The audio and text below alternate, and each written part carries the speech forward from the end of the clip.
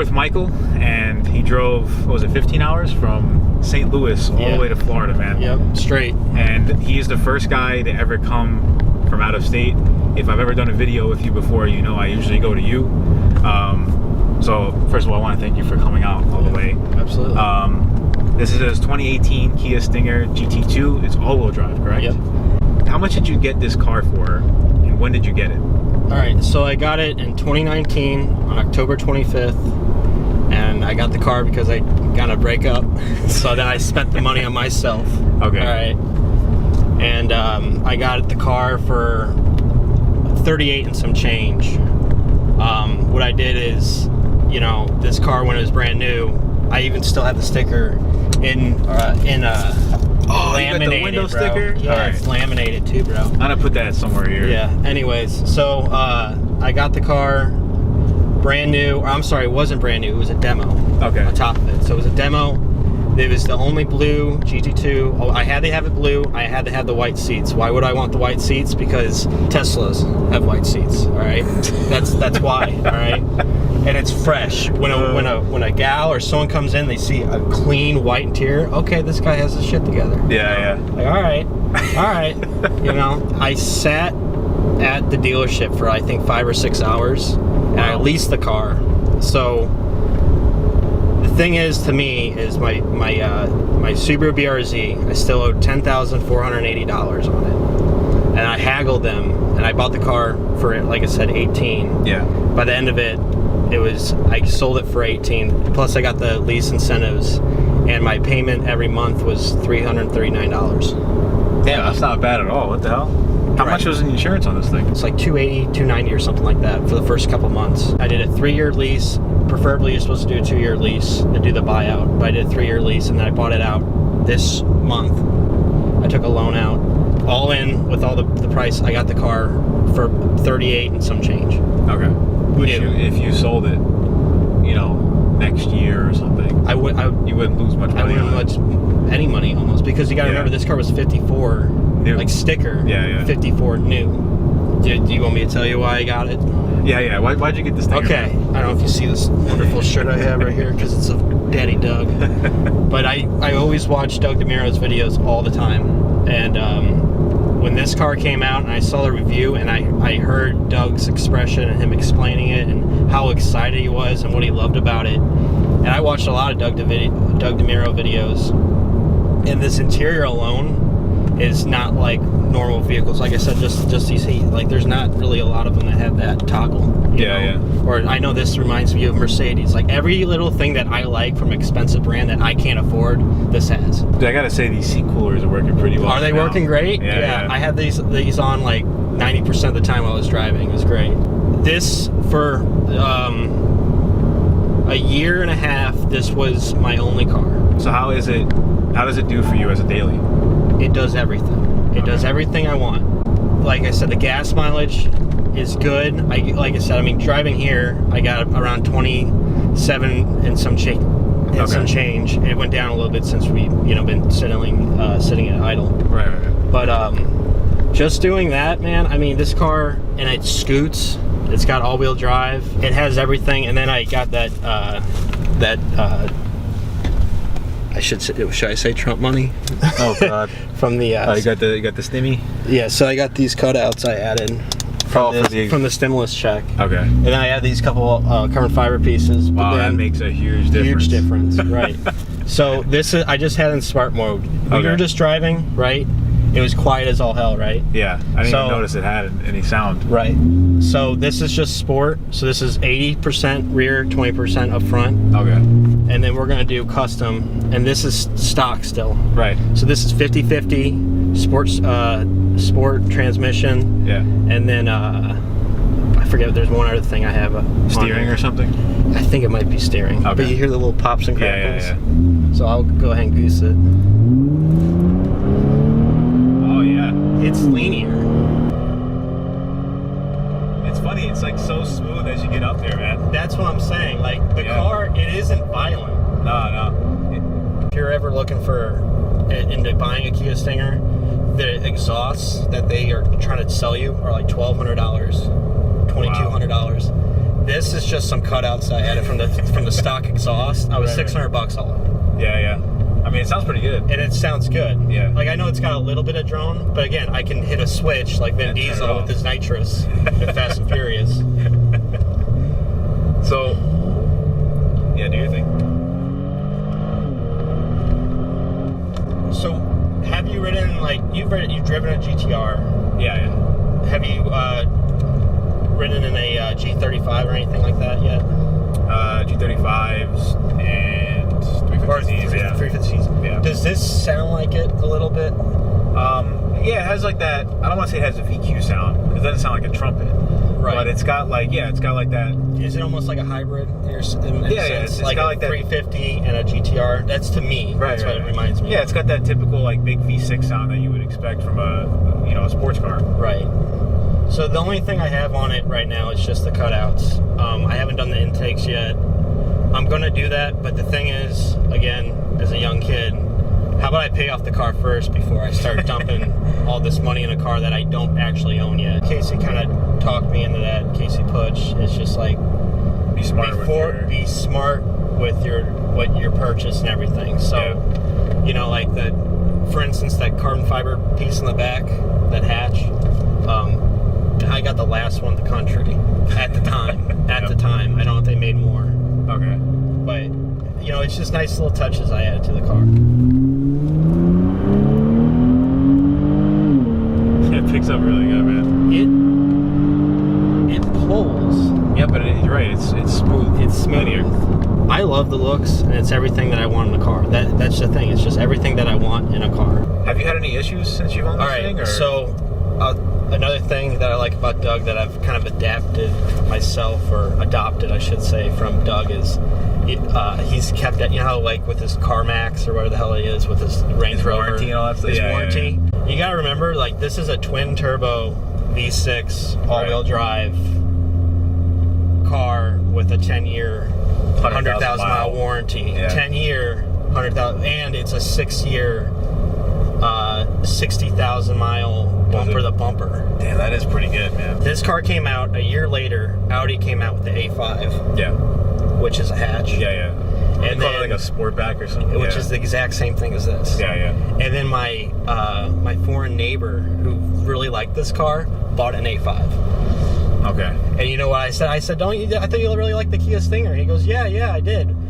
But it's a Kia. Exactly. And I laughed, bro. I was like, dude, every time. I don't know, man. The thing is with this car, and like pretty much every review has this in it. Like, it's a Kia. So when the people were looking at them new, they're like, man, 54. But it's decked out for 54. Right. But 54, you know, it's sad to say, but most people, especially non-car people, would rather go out and get like, you know, a 330, like a little turbo 4-cylinder BMW for 50 grand, because they're like, it's a BMW, you know, versus like, I just spent 54 on a Kia. Right. And then also, because it's a Kia and a lot of these depreciate heavily, you can get these now, you know, same year, same GT2 all-wheel drive, you know, for like 35. Yeah, you know for that same price that I bought for it brand new. Exactly. Right? So that's why I'm glad you didn't get it for 54. Yeah, you do your homework on these cars, and you'll realize that you're, you know, a good 2-3 years, you're not going to lose any money. So,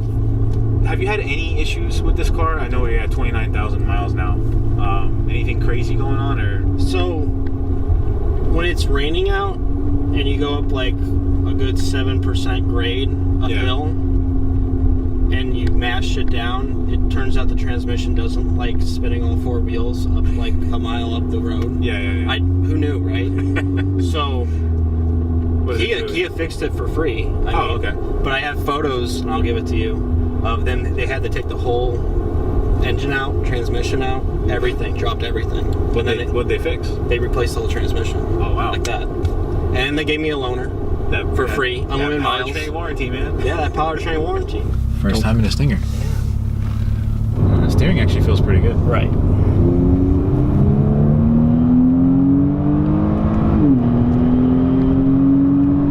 Giving it like 40% throttle.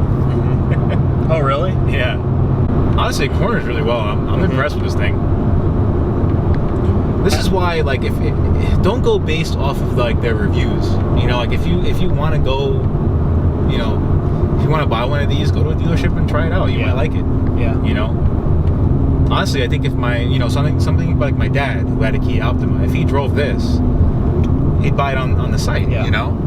It's a pretty good car. You know the Kia Tellurides? Yeah, They're like the top of the line SUVs. They don't even get the same treatment that I get. They actually gave me a VIP Stinger card. So I have any issue, I literally call that number, and they'd be like, "Hello, Mr. Volkamer. Is there anything wrong with your vehicle?" Dude, that's awesome. Yeah. I don't want to go in there for something that breaks. I don't think this thing breaks very often. So aside from the transmission, you haven't had any issues, right? None. That's really good pickup. Like, Yeah. That's pretty impressive. Right. And remember, it's stock. Yeah. Like, it's ain't bolt-ons or nothing, man. I got cut out, so I got the Vin Diesel mode, and that's it.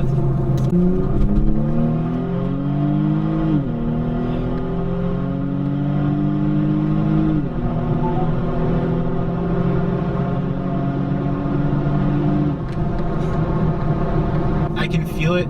I don't know if it's like, it's probably the turbos.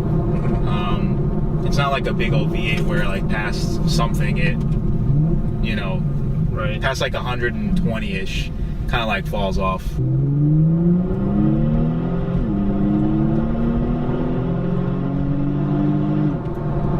Dude, honestly, it's a fun car to drive. Like, and when you want to be sporty with it. Right. It's crazy how like refined it is though. Like close to like 90-ish. There's not a lot of like road noise. That's what exactly. Not a lot of like crazy wind noise or anything. Like, and I know this isn't. I know this isn't like that crazy fancy glass that they put in higher end luxury cars either. So I'm pretty impressed. Yeah, I would just leave the cutouts open like all the time. Yeah. But that's like I said, that's the best part, man. It's just, you know, if I ever get bored of, like, sick of the drone or whatever, or go for a road trip, you know. Right. I like the flat bottom steering wheel. I think the only thing I would change is probably like the paddle shifters, but they sell those like cheesy looking extensions for all those cars anyway. Yeah. I mean, honestly, it's still pretty comfy in sport. I would just leave it in sport. This is exactly how I would drive it every day. It's not like a crazy fast car, you know. It's not like it's going to be like my I'm going to take this to the races on the weekend, Right. you know, but it does everything you need to do, so I don't see why somebody wouldn't want this. Transmission's just pretty quick, I'll be honest. Right. It's not a dual clutch, but it feels like close to like a ZF 8-speed. Right.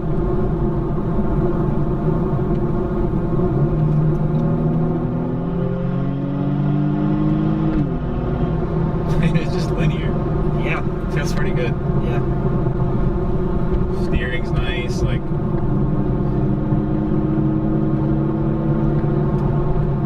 You can carry 80 through corners. I mean, that's pretty impressive for a big ass car. Yeah. And people don't really understand how long this car is. Like, it's a long car. It is extremely long. The back seats are actually usable. It's not like one of those, you know.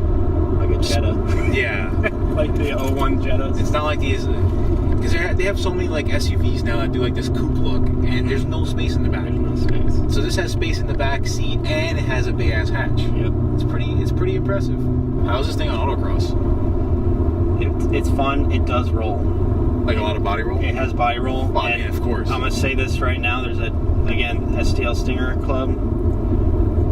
One of the nicest guys. There's a guy that has the 4-cylinder turbo. He put sway bars on it. He shaved 7 seconds off. With the sway bars? Just with sway bars. That's pretty impressive. Yeah. Have you driven the 4-cylinder? I have. How does it hold up to the V6 turbo? Just get this one. Just get this one. The thing is like, you know, people were talking about depreciation. This one holds up a lot more than the 4. No negatives for you. To me, no negatives as of right now. You gotta remember that. Like, this is right now at 29,000 miles. right now. Pretty solid. And it's solid. And this is, again, from St. Louis to Boston and back to be my daily during the winter. Again, this is all-wheel drive. Like, I'm gonna, like, some people are weird. Like in the groups, like, they're like, I never drive my car in the winter. It's like, why did you just buy wash it? it? It's the thing is, I can daily the car, and I don't have any complaints. It's great in the snow too. It really is.